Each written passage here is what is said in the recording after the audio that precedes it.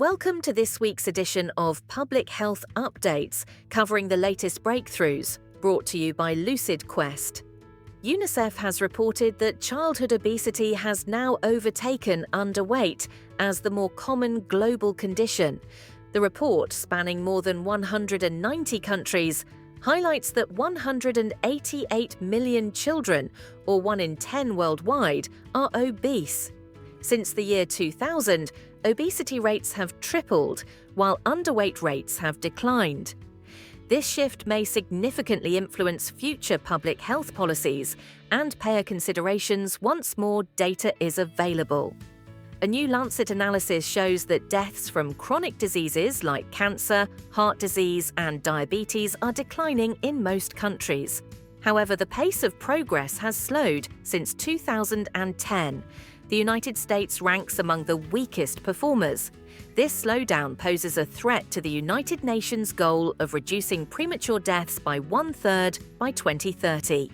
A University of Toronto study has found that high levels of THC in follicular fluid are linked to abnormal egg chromosomes and reduced embryo quality in women undergoing IVF.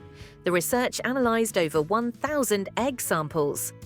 While limitations exist, such as small sample size and maternal age as a potential confounder, these findings may affect fertility treatment guidance.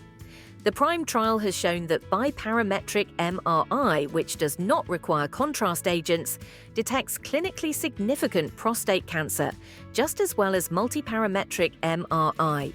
The study of 555 men found no differences in detection rates or the need for biopsies.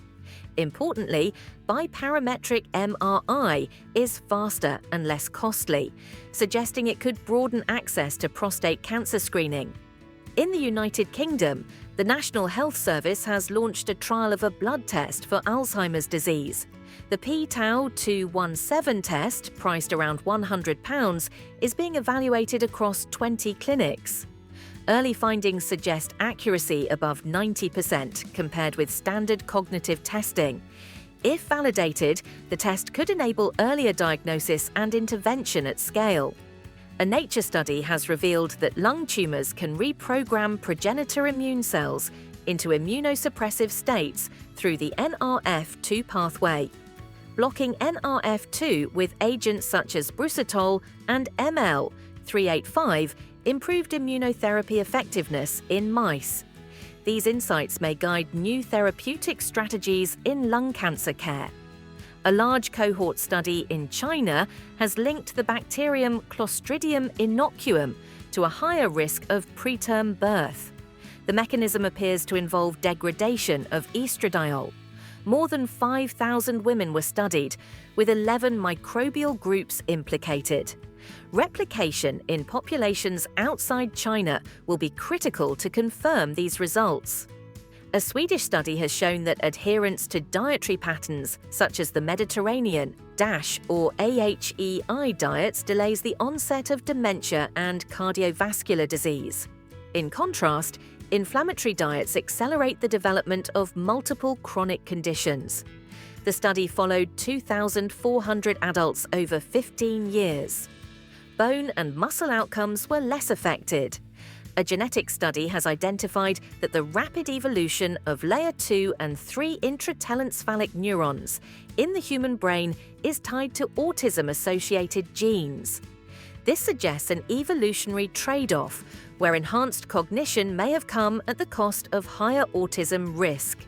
Finally, Wellcome Leap, in partnership with the Gates-funded Pivotal Initiative, has announced a $100 million commitment to women's health research, with ambitions to scale this to $1 billion. Currently, only 1% of global research funding outside cancer targets women's health. New programs are expected to launch in 2026, addressing long-standing inequities in research investment. Stay ahead in public health research, like, share and subscribe for weekly updates.